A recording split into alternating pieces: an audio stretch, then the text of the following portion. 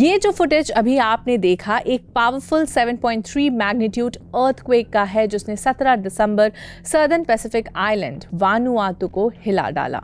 इस भूकंप ने राजधानी पोर्ट विला में कई बिल्डिंग्स के नामो निशान मिटा दिए, जिसमें यूएस एम्बेसी की बिल्डिंग्स भी शामिल थी। कितना खतरनाक था ये भूकंप और कितनी तबाही हुई इस आइलैंड पर, ये सब कुछ जानते हैं आज की इस वीडियो में। Hello and welcome to Switch. मेरा नाम है सिमरन। 7.3 to 7.4 मैग्नीट्यूड के भूकंप ने 17 दिसंबर को वानुआतु की राजधानी पोर्ट विला को हिला दिया, जिसमें बिल्डिंग्स और गाड़ियों को बहुत नुकसान पहुंचा है और कम से कम एक व्यक्ति की जान जाने की खबर अब तक आई है। वानुआतु 80 आइलैंड्स का एक ग्रुप है जहां लगभग 3,30,000 लोग रहते हैं।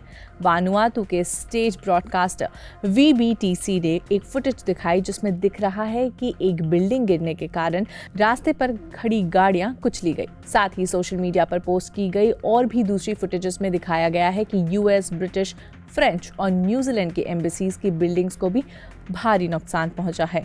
कहीं कंक्रीट पिलर्स गिर गई तो कहीं एक फ्लोर कुचलकर बिल्कुल फ्लैट हो गया। अमेरिका ने अपनी एम्बेसी को अगले नोटिस तक बंद रखने की सूचना सोशल मीडिया पर दी है। तो वहीं न्यूजीलैंड हाई कमीशन जो इसी बिल्डिंग में था उसने भी भारी नुकसान पहुंचा है।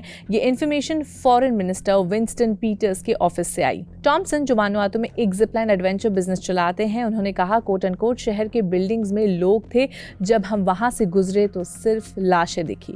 उन्होंने बताया कि एक सड़क पर लैंडस्लाइड ने एक बस को ढक दिया था, इसी वजह से वहां भी कुछ लोगों की मौत हुई होगी। इस भूकंप ने कम से कम 2 पुल गिरा दिए और ज्यादातर मोबाइल नेटवर्क्स बंद हो गए हैं। टॉमसन द्वारा पोस्ट की गई वीडियो में दिखाया गया कि रेस्क्यू टीम और इमरजेंसी व्हीकल्स ने एक बिल्डिंग पर काम कर रहे जिसमें एक छत नीचे गिर गई, कुछ गाड़ियां और ट्रक्स भी उस पर गिर गई। शहर के रास्ते टूटे हुए शीशे और बिल्डिंग्स के मलबे भरे हुए नजर आ रहे थे। भूकंप के बाद सुनामी की चेतावनी जारी की गई, जिसमें कुछ इलाकों में 1 मीटर यानी 3 फीट तक लहरें आने की आशंका थी, लेकिन पैसिफिक सुनामी वार्निंग सेंटर ने जल्द ही इसे हटा दिया।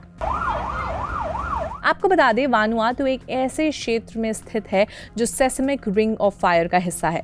रिंग ऑफ फायर एक ऐसा आर्क होता है जो साउथ ईस्ट एशिया से लेकर पैसिफिक बेसिन तक फैला हुआ है, जहां भूकंप और टेक्टोनिक डेवलपमेंट्स आम बात है। वानुआतु को वर्ल्ड रिस्क रिपोर्ट के अनुसार उन देशों में से एक माना गया है जहां नेचुरल डिजास्टर्स जैसे भूकंप, तूफान का नुकसान, बाढ़ और सुनामी, इन सब का रिस्क काफी हाई रहता है। कनेक्टिविटी डिस्टरप्ट होने की वजह से वानुआतु में कितना नुकसान हुआ है, कितने लोगों की जान गई है, इन सब का डेटा अभी तक नहीं आया है। वानुआतु से जुड़ी लेटेस्ट अपडेट्स के लिए आप स्विच पर नजर बनाए रखें।